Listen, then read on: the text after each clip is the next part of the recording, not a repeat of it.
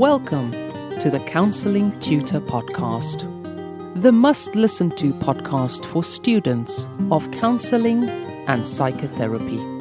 Here are your hosts, Rory Lees-Oakes and Ken Kelly.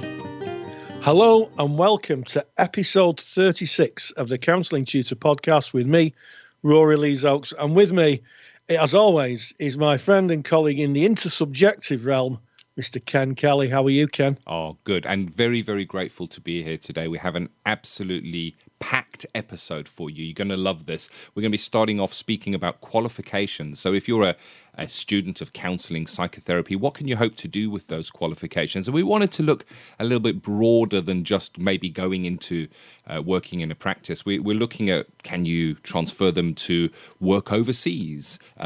What other professions can you go into with your counselling qualifications? So we'll be having a look at that. And then we've got a really good one, Rory, with theory from Rory. You're going to be speaking about something that is true. Yes, I am. I'm going to be speaking about congruence. We're talking a little bit about the theory, but also I'm going to talk about how it applies to practice. And I'm going to be talking about my congruent tummy and how it came to the fore in practice this week. So keep tuned for that. Oh, you see, that is the greatest of hooks, and nobody's not going to listen to that to hear how congruence relates to your tummy in practice, Rory. And then we're going to kind of have a bit of a debate as we close the podcast today. We're going to be speaking about funding for counselling training. And it's an area, Rory, that you've got a little bit of experience in, and you're going to be sharing some ideas around that for us. Yeah, absolutely. This has come up, as all our ideas come up from our Facebook page. And if you want to join our community, over 4,000 people now and growing every day, you can find it by just typing in Counselling Tutor into Facebook, and you'll find our little community, which isn't so little anymore. Knock on the door. It's a closed group. We let you in, and you can join all the other students and practitioners, and there's some tutors in there, all in the world of counselling and psychotherapy. Or if you want to visit our website, you can go to www.counsellingtutor.com. Remember, there's two L's in counselling. We spell it the UK British English way, not the American way. And just click on the top right-hand tab on the web page, and you'll go straight to that Facebook page again. A little tap on the door, and you'll be welcomed in by either me or Ken, myself or Ken, and you can join the group and join the party, I guess, Ken. Yeah, and it's interesting, that we use the Facebook group often to inform the topics of the lectures, and today is no exception. We're topping and tailing today and working around the theory that you'll be bringing with stuff from the Facebook group. And the first one was around qualifications, and can your qualifications be used overseas? So if you maybe qualify in the UK, and I'm just using our country as a basis because that's where we are, can you maybe go to the States and counsel with that qualification? What's your thoughts on that, Rory? Well, it's interesting. There was a little funny part in the Facebook page I'm going to have to share with the listener.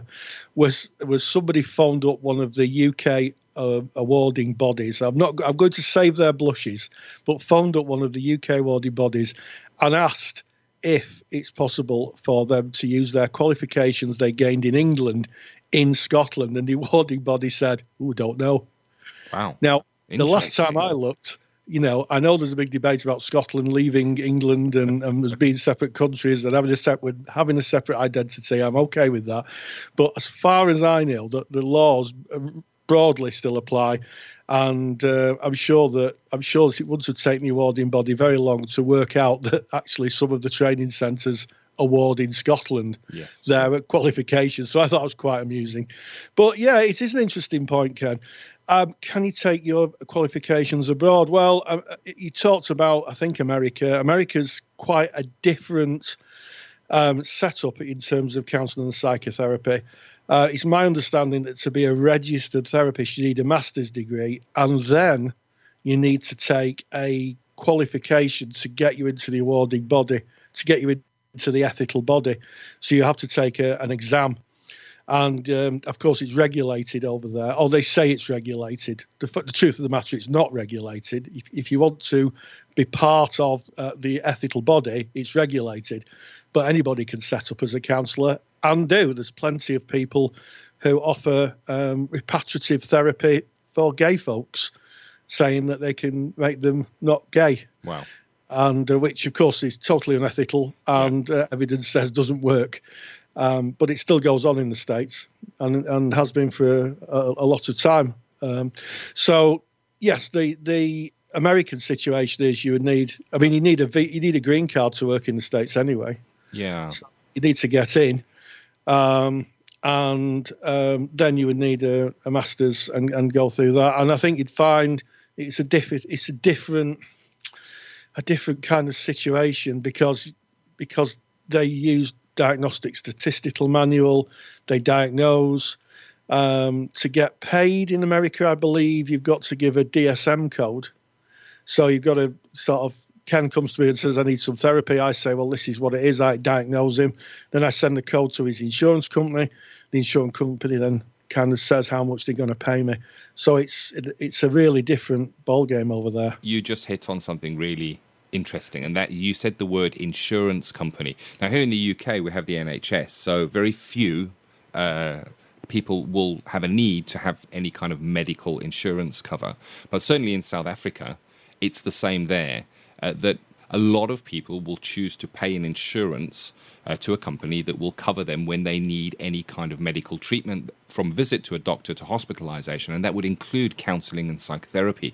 And I guess it would be different kind of rules and regulations revolving how you get paid for that, and because the insurance company at the end of the day has to pay. So the short answer for me about using your qualification overseas is I don't know. I really don't. There are so many countries out there, and I guess they're all going to have their unique ways and setups.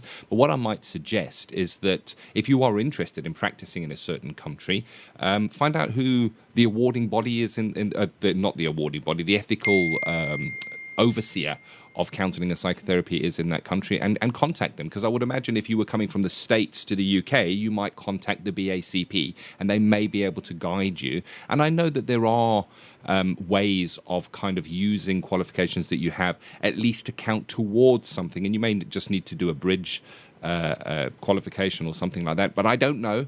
But it's an interesting topic. And if anybody does know, come and tell us. We'd love to hear. If you have qualified in a different country and are maybe practicing here in the UK, we want to hear from you and get that chat going on our Facebook group.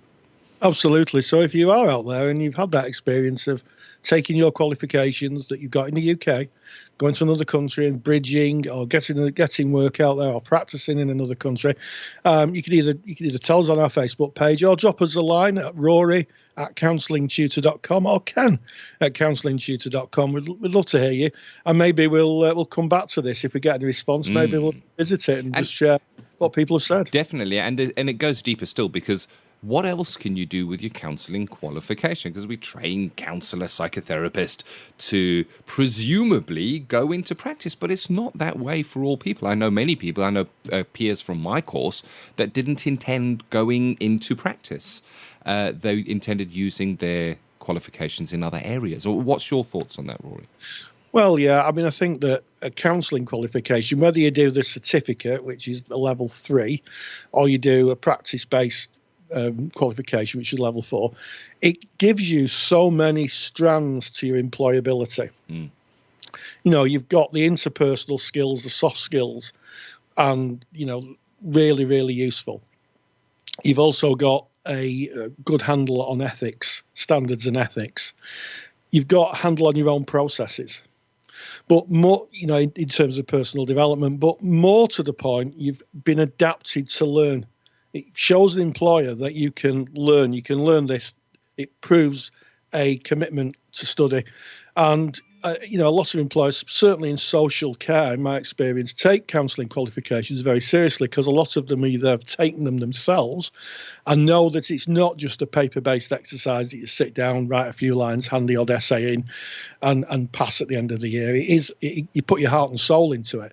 And I think that goes down a long way as the employer. I would certainly, if I was employing someone, think very, very long and hard about a candidate who came to me with a counselling qualification, because I know how tough it is.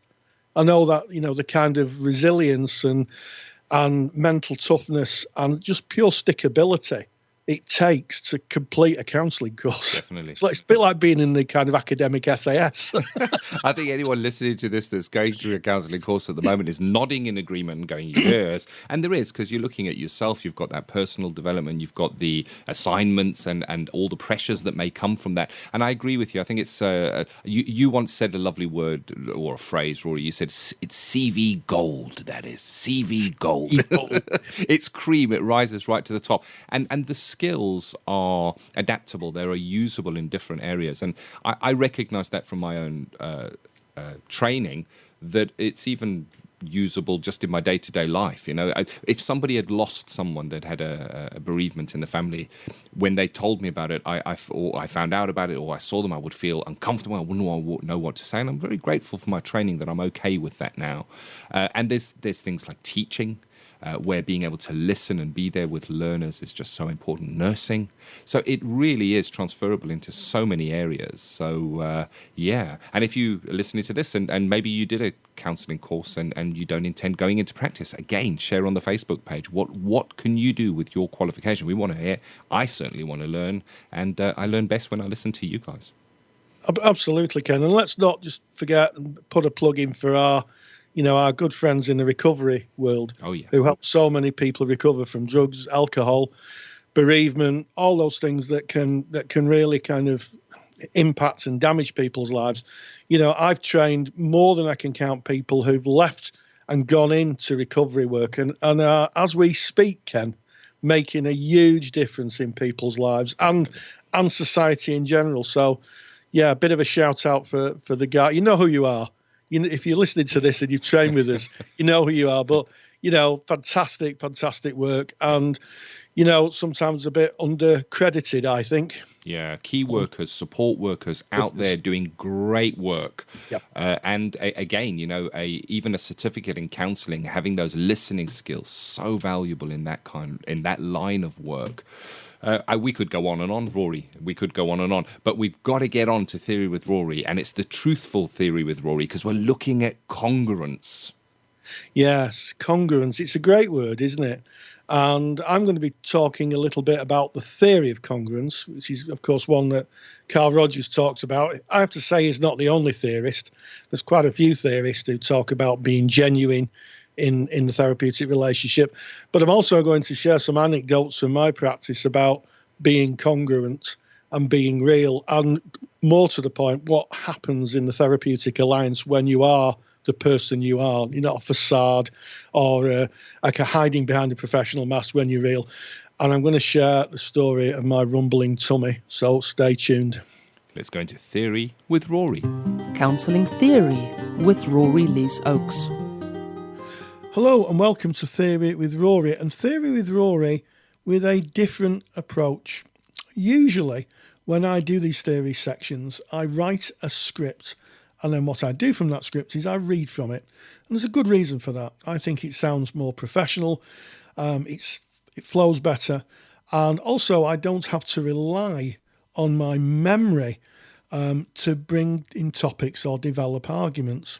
But I thought today, in this section, that instead of using a script, I would just write a few notes and just talk as if I was sitting with you. And the reason for that is that I'm covering congruence, genuineness.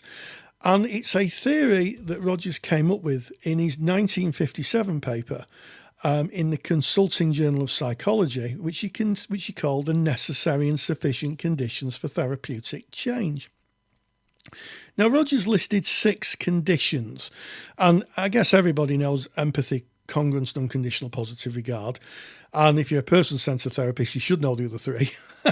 But I'm going to concentrate on just congruence, being genuine.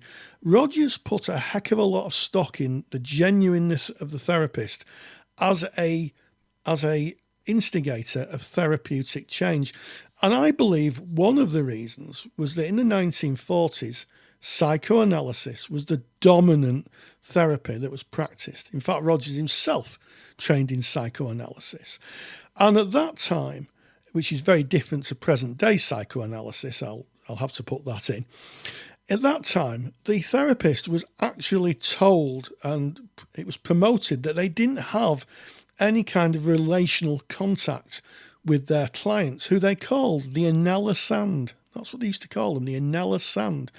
And that the therapist's job was to try to stop any transference, any connection of emotions, and work only with the analysis of where the client was at, and to analyse and to reflect back wise and learned observation. So when Rogers came along in the 50s and developed this idea of the therapist being real and genuine, he really did cause a bit of a stir, because this was not the norm really in the world of counselling and psychotherapy.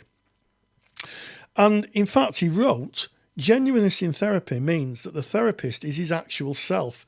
During his encounter with the client, without facade, he openly has the feelings and attitudes that are flowing in him at the moment. And the reason you might hear a bit of humour in my voice is that I was working with a client when my tummy made a huge rumble. And when I'm talking about a huge rumble, I'm not talking of a little one. I'm talking of an earthquake-sized rumble that the client heard. I heard, and in my fantasy mind, the people in the next room could hear. It was really loud. And the client stopped, looked at me, and said, kind of earnestly, "Have you had any breakfast this morning?" Now, I had a choice.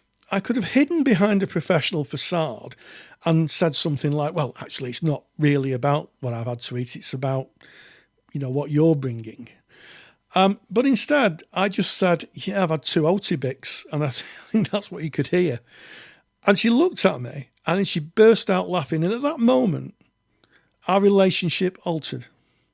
It altered for the course of the therapy. She saw me as someone who's real, inside and out, and inside being a good example with the Weetabix and the digestive tract. But she saw me as a real person. I believe that. And I've had occasions where I've, may have made a mistake in therapy or missed somebody. I can think of another example a few years ago where I was doing a summary, and when I got to the end, I thought, that is not a great summary. And I said to the client, "I want to apologise for that summary because I just don't think it was very good." And the client just looked at me and said, "No, it wasn't." And it was like, "Oh, okay." So I apologised, and it was all, taken in good spirit. And the client came in the next week and she said to me, "How's your summarising?" And I said, "Well, I think it's going to be better this week." And what struck me was in those 2 examples, and there's many more I could cite through my career, when I do that and I'm real in the relationship, then the client becomes real as well. They see me as a real person, inside and out. And it's just so important. And it is a bit risky because, sometimes we taught in our counselling courses that, it's about the clients and not to divulge too much of ourselves. But in those 2 cases, I thought that actually, it wasn't going to harm the relationship just to be honest in that moment of time. And congruence is something that really marks out a good therapeutic alliance where the client feels they can trust you. And I think there's some really good reasons for this. I think the first is that a lot of clients come with very, very strong views that other people have put on them. And part of that is about not being themselves, not being real, being other people. And, if we're looking at person-centered therapy, that is introjected values and conditions of worth. If we're looking at our friends in the world of TA, then that's injunctions. In other words, it's kind of the same things. And if a client can see the therapist real and that they can make mistakes and that they can own their mistakes, then it's all right for them to do it. And part of that is about mirroring what someone who's okay is like. And I found through my career, that's been just so useful. I've always tried to be myself. Recently, I went on a lecturing trip to Derry in Ireland, and I met some wonderful students and some wonderful tutors and had a fantastic time. And after I delivered the lecture, I was invited for into the pub, which it was a room within a hotel, and there's a pub part of it. And I went in, and I had a coffee with them, and sat down. And one of the students said to me, "Well, who's the real Rory?" And I said, "Well, pretty much what you see, to be honest." I said, I ain't much different than you see me. That's all I am. And it was quite kind of interesting because they developed, I think, an idea, maybe see me on social media or hear me on the podcast. But actually, once I just said, "Well, I'm just me," it was kind of it took a different direction. Now, maybe that's my perception. And we had a fabulous time. We had a few coffees and we went our separate ways, but it was a great time. And it struck me about being genuine is really important, but it's sometimes really, really difficult. And before I move on to my 5 steps of being genuine, I'd like to give another quote from Rogers because he had a lot to say on it. And he said, "It means avoiding the temptation to present a facade or hide behind a mask of professionalism, or to assume a confessional professional attitude. It is not simple to achieve such reality. Being real involves the difficult task of being acquainted with the flow of experience going within oneself, a flow marked especially by the complexity and continuous change." And what Rogers was alluding to was personal growth and personal reflection. Being yourself is an easy thing to say, but it does take a lot of personal development in various degrees. Some people, are okay from the offset. Others may develop that sense of who they are through therapy or through training.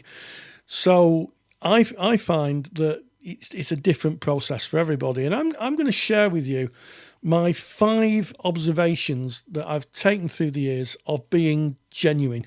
And they may not be for everyone, but they certainly work for me. So the first is be yourself. There's a great Oasis song called Supersonic, and it starts off by saying, "You've got to be yourself. You can't be no one else." And it's the truest words that I've ever heard in a song. It's so true. You cannot be somebody else. You've got to be yourself. And I kind of live by that. I'm just who I am, and that's it, really. People can take me or leave me. A bit like Marmite, really. Don't hide behind a professional facade. I think it's kind of easy, especially if we're under pressure, maybe in the therapy room, that we can become defensive and hide behind that professional mask. Like with my tummy rumble, it would have been easy for me to fall back into the professional and literally unbalance the power and say to the client, "Well, we're not here really to talk about my stomach rumbling. We're here to talk about your problems," and put on fake genuineness and look like some kind of sage. So yeah, don't hide behind a professional facade. You're a professional person as a therapist, but also you can be yourself as well. My third top tip, if it's a top tip at all, is if you're wrong, own it. I found that by admitting that I might have got something wrong, that actually the client can see that it's okay to get things wrong. Now, clearly there are some things that, aren't okay to get wrong. If you're an airline pilot, then, landing the plane upside down isn't something that is kind of easily correctable. But genuinely, if you make a mistake, then, just say, "I think I made a mistake. I'm sorry." And be real about it. And, the ethical framework actually talks about apologising. If you look in the ethical framework, it says sometimes the way to not get into a difficult situation is by saying, "Look, I'm sorry, I made a mistake." The fourth one is if you don't know something, admit it. Now, through the years, clients can attribute to you knowledge you don't have. And through the years, I've been asked about all sorts of things. And if I don't know, I say I don't know. Simple as that. Because to try and pretend that I knew would not be real. It would not be genuine. And also, if you tell somebody something that you don't know, that you made up, you'll almost certainly come unstuck. And the final one, I think, is the most trickiest thing for a therapist. And I know we have a lot of student therapists listening to this. And it can be very tricky. And the fifth one is let the client see the real you. And I think that I will tell you a story about a student that I had who talked to me many years ago about his first encounter with counselling training. And he wasn't taught by me, he was taught by a colleague of mine who was brilliant teacher. And she came in and she was kind of running behind, and she couldn't switch the computer on, and she couldn't do this and she couldn't do that, and she couldn't find a pen drive, and she said, I'm really sorry, I'm running behind time. And I remember him saying, I thought counsellors were people who were just ethereal. They were just people who were like godly. And to see this very capable tutor, capable therapist, going round not knowing how to plug the computer in and not knowing how to put the pen drive in and forgetting the password for the computer was a bit of a revelation, because it realised that the person who was teaching him was a real human being. And if it was all right for that person to be flawed, then it was all right for him to be human and be flawed. And it was one of the most powerful things that he ever learnt as a therapist. And he would tell me time and time again when we met, it was the most powerful, one of the most powerful lessons he ever had before he even got into the lessons. So that's the end of this little ramble through genuineness and congruence. I'd be interested in how you experience me talking without a script, being genuine, taking a risk that I might fluff my lines or say a word wrong, or it might not be flowing. So if you just indulge me, I'd be grateful if you go onto our Facebook page, which is Counselling Tutor. If you're a member of Counselling Tutor, you'll know where that is. If you're new to the podcast, if you go into Facebook, type Counselling Tutor, 2 L's in counselling, we spell it the English UK way. And when I put this podcast episode up, when it's published, I'd be really interested in how you experienced me without a script, just really rambling on and just talking as if I was talking to you. Was it different? I wonder. But it is about being genuine inside and out. Thank you as always, Rory. Great story. I love the story of the rumbling tongue. I had to smile as I was listening to that. But you know what you did? You actually acknowledged it. You didn't hide it away, pretend it wasn't there. And that's what congruence is about. And it was really interesting what that did within the relationship, how being real really does. It takes it to another level. Absolutely, Ken. And I have to say, for anybody who's met me, there really is no hiding my tummy. There's a great handout to go with that. So you can get that right now by going to our mother website, which is counsellingtutor.com. Click on the podcast tab, go to episode number 36. It's right there at the top of the page. And if you've got any of Rory's handouts, then you're going to know how valuable they are, especially when you cover these topics in your assignments. You're going to want to have them in file on hand. Really, really useful stuff there. So thank you very much for that, Rory. And I guess coming on to an interesting topic, and that's the topic of funding. So we're on a counselling course. How are these courses funding? Is funding available? How does it work? Well, yes, it's something that's come up in our Facebook page of people bandying around sums of money. Correctly, I think the figures I've seen are quite correct. It's not cheap to become a counsellor. Someone put the figure up of about 6,000 UK pounds, sterling, which is about 20 million euros with the way the pound is against.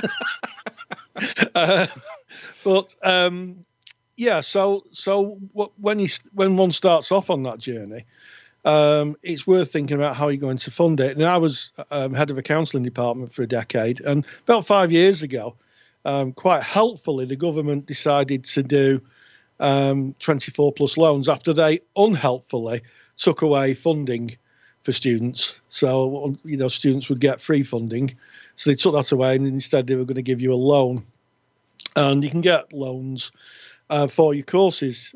If you 24 plus or you're 18 plus now. I think when I left at the end of last academic year, that was 2016, it's about 18 plus loans. And certainly for level 3 and level 4 courses, you can get funding, but be careful because every year we sit with bated breath, or I used to sit with bated breath, waiting for our colleagues in the funding department to send me an email at the college saying the funding agency has approved these courses for funding. And sometimes it was the last minute, so there were students saying, well, can I get 24 plus loan? And I'd be saying to them, the answer is I don't know because the funding agency hasn't yet told us. And right at the last minute, they say yes. So if you go into a college, almost certainly you'll get access to 24 plus loans because they're geared up for it. Private training providers, well, some do 24 plus loans and a lot don't, is my sense. So I think I'd ask. And the other thing with 24 plus loans is make sure you finish the course, because if you're paying for it in installments and you decide not to bother, then depending on the contract you've got with your training provider, they can chase you up for the money or not. However, if it's a 24 plus loan with a college, they'll almost certainly put it out for collection.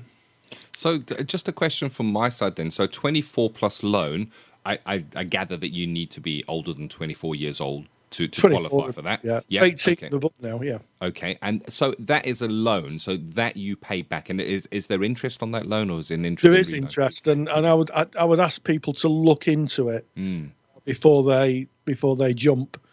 And I'm certainly not getting, just to be clear and absolutely transparent, we're not getting any kickback from the loans company here. Nope. We're just sending the information. Yeah. But have a look at it. And the other thing is, and colleges really, really don't like this being known, is if you've got a bit of difficulty in your life, you can ask for a learning break. So if you're, say, going through a diploma course and you have a bereavement, and the tutor says, it may be best if you take some time out, maybe start with us again next year. What you should do is get a learning break. And your college should, they don't have to, I have to say, but they should give you a learning break, which means they can freeze it for so long and you can start again.